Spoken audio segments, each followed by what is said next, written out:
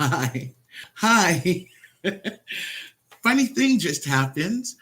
Welcome. This is Kimberly Cato. I'm Kimberly Cato, registered psychotherapist at True Roots Counseling Services.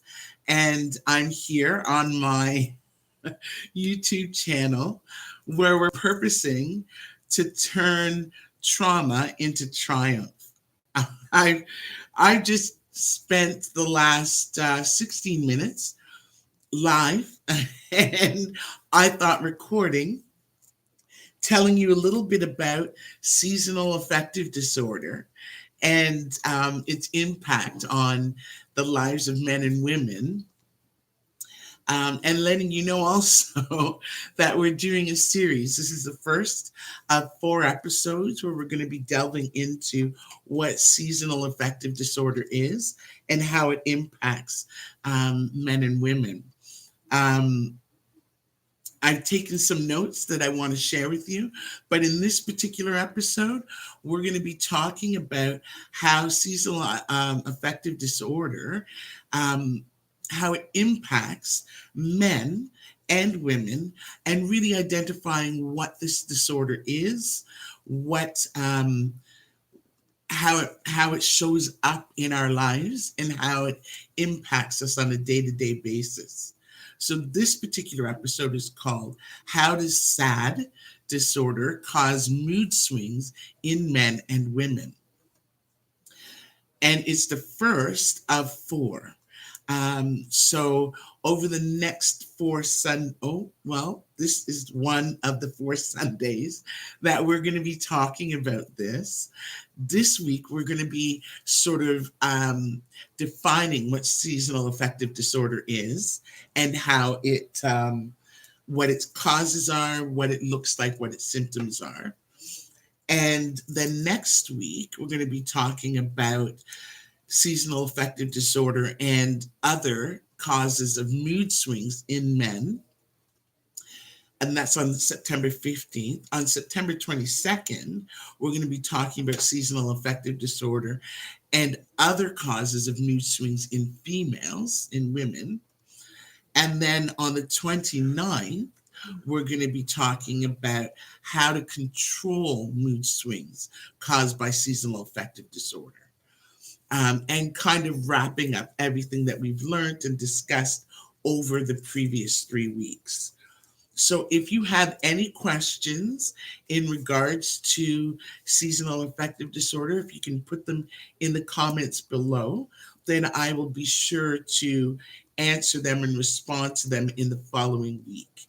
Um, that way we can kind of keep an ongoing tally of the information we want to know about how to stay safe with the changes of the seasons, what seasonal affective disorder looks like, and what you can do to manage symptoms if you are in fact negatively impacted by the change of weather.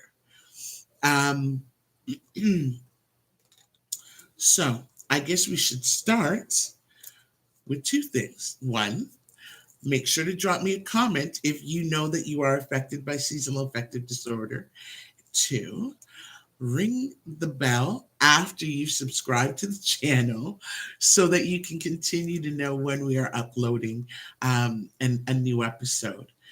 I will be uploading an episode every Sunday and at some points during the week as well.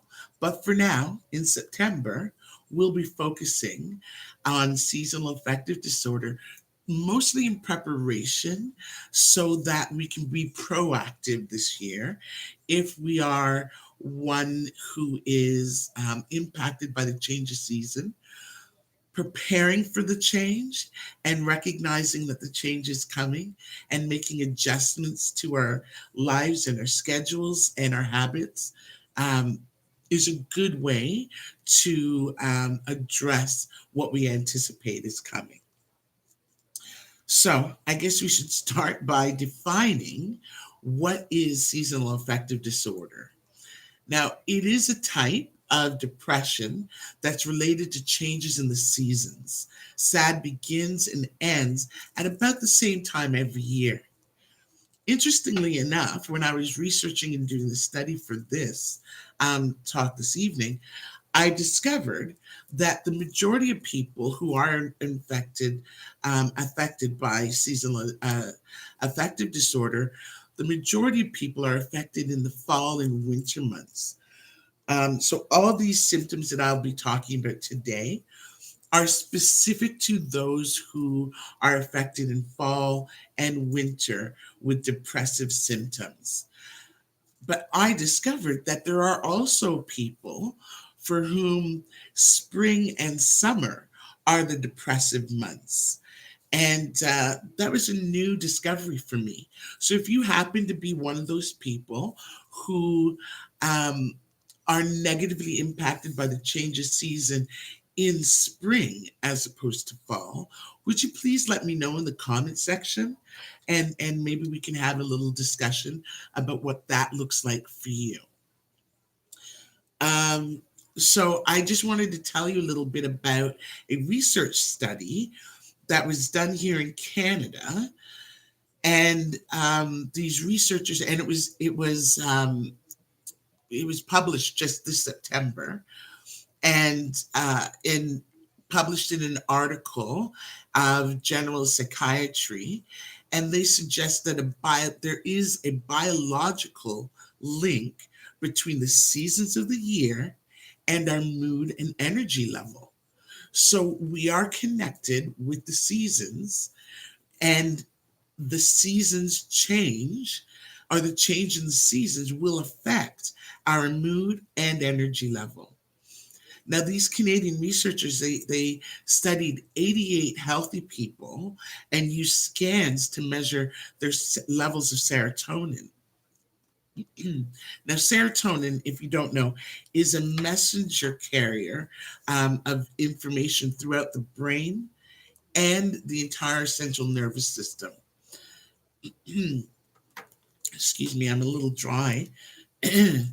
um, Now, the serotonin carries the messages to the brain and the central nervous system, and it's involved in regulating these five things: sleep, aggression, eating, sexual behavior, and mood. So, all those things are controlled and regulated by the serotonin that's in our brain and in our nervous system. So our organs, our our thinking, our cognition, our ability um, to understand and maintain on an even level our moods and our sexual appetites, they're all regulated and moderated by the level of serotonin in our system. So this research that they did, um, it confirms what many of my clients have always said, that there is less serotonin circulated in circulating, excuse me, in the brain during the darker, colder time of fall and winter than there is in spring and summer. Now, of course, as I mentioned, it's the flip for others, but we're speaking specifically to those in whom their level of serotonin decreases in winter. Now, these seasonal decreased serotonin levels are linked to decreased mood and increased lethargy. So, our mood is depressed and our energy is depressed as well. We have lethargy. So we're not quite able to muster up the level of excitement or activity that we can in the spring and summer months. Not only that, but seasonal affective disorder can also cause suicidal mood states. So um, a wide variance of how this disorder can manifest in people. Some people can manage to get through the day feeling a little low and with a little less energy, but they're still able to function and it doesn't impede their day to day living. Whereas there are others who become so depressed that they're actually even thinking suicidal thoughts and having suicidal tendencies. So there's a wide spectrum of intensity dependent on um, how we function with the decrease of serotonin levels. So, signs and symptoms of seasonal affective disorder may include things like feeling depressed most of the day, nearly every day, losing interest in activities you once enjoyed, having low energy, having problems with sleeping, experiencing changes in your appetite or weight, feeling sluggish and agitated, having difficulty connecting, feeling hopeless, worthless, or guilty, and having frequent thoughts of death or suicide.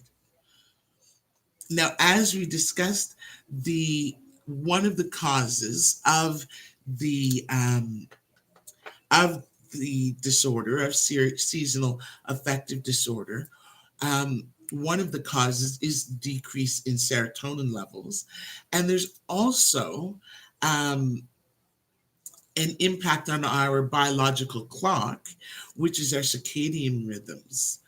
And so what that means, we respond to light. And because the sun is or the amount of sun is diminished throughout fall and winter, we are then out of sync in terms of our circadian rhythms, which makes us depressed. Now, again, the depressed, there's a continuum upon which people will fall. Whether you are seriously debilitated and suicidal, or mildly impacted but still able to function without any real incident or issue.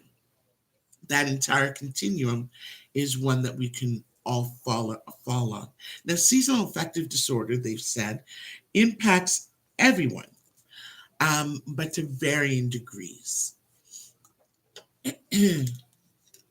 Now, complications with this can um, take signs and symptoms of seasonal affective disorder seriously. So don't minimize the fact that there is a change. Be aware of your body's need for more sleep, um, perhaps a little less activity. Be kind to yourself. Um, because, as with any types of depression, seasonal affective disorder can get worse and lead to problems if it's not treated. So these problems can include social withdrawal, school or work problems, substance abuse, other mental health disorders such as increased anxiety and eating disorders.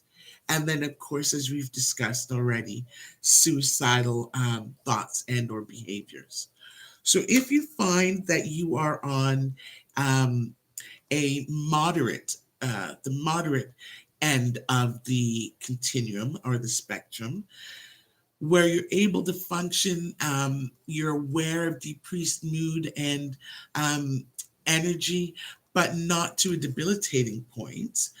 If that's you, you can make adjustments, for example, in your schedule. For example, I'm impacted by the change of seasons. So during the fall and winter months, I find myself taking less appointments, making less scheduled appointments and meetings, not going out as much, and sleeping more, taking better care of my need for sleep and my need for rest. And that enables me to make it through the seasons without issue or concern. So that might be something that you can try if you find yourself on the moderate end of the continuum. Now, if you are on the severe end of the continuum, where there are suicidal thoughts, where you're severely depressed, unable to get out of bed, you're withdrawing from social interaction, and you're socially isolating, if you find yourself at that end of the spectrum, then you need to reach out to your physician, walk-in clinics, even running into the hospital, into the emerge, if it gets to the point where you need immediate assistance, particularly if you have thoughts of suicide. Be kind to yourself and put in place a plan to shield yourself should this be where you sit on the continuum. Also, other remedies, like I said, for those who are moderately impacted, you can adjust schedules, you can eat things that are energy increasing, make sure to remain hydrated, make sure to be drinking lots of water, um, and sleep. Sleep a little more. Don't stay up late at night when you know you've got to go out early in the morning, because though that might be something you're able to do in the summer, it might not be something you're able to do in the winter months. So be aware of how you flow with the change of the seasons. And then for those who have a more debilitating response to the change of seasons, there are medications that your doctor can prescribe. And there's also light therapy where you can, there's a light that you sit in front of for, it's a 20-minute period in the day, dependent upon how severe your response to the seasonal change is. But when you sit in front of this light, it provides your system with the necessary light that you are deprived of because of the change in the season. And it sort of kickstarts your circadian rhythms and enables you to produce more of the serotonin that your body needs to regulate your moods and emotions.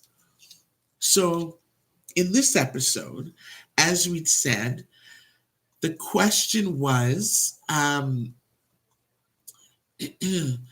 does the um, does the seasonal affective disorder impact men and women differently?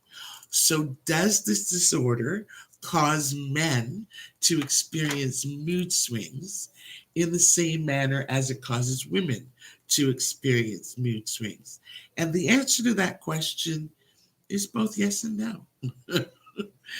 It does cause men to experience mood swings as well. Um, but the manner in which they experience these swings and the manner in which they are impacted by the change in season is different than it is in women. So let me know in the comments below if you are impacted by the change of seasons and what that impact looks like. Also, be sure to hit the subscribe button and ring the bell so that you can be aware of when we are uploading again. Know that we do this every Sunday, and next Sunday, we're going to dig a little deeper into the way the seasonal affective disorder impacts the mood swings or causes mood swings in men. So next week is about men. So if you are a man and you're listening, please let me know if it impacts you and how that impact looks for you. And if you have any other questions, drop them in the comment section and we'll be sure to bring them up next Sunday. That's all I have to share for now. I hope you have a wonderful evening. If you are impacted by seasonal affective disorder, Be kind to yourself. Prepare yourself for less and less light in the coming months. And make sure to hydrate. Make sure to reach out to people who can support you. And if you notice that you're socially isolating, try to push yourself to do otherwise. Put in place a plan and stay tuned as we go week to week so that you can learn other tips and tricks to offset the impact of seasonal affective disorder throughout the month of September. Thank you very much for spending time with me here and for listening. Thank you for subscribing to this channel. Thank you for ringing the bell. And thank you for leaving a comment as well. Know that you are very much loved and you are greatly appreciated. You have yourself a very good evening and a victorious week. Bye now.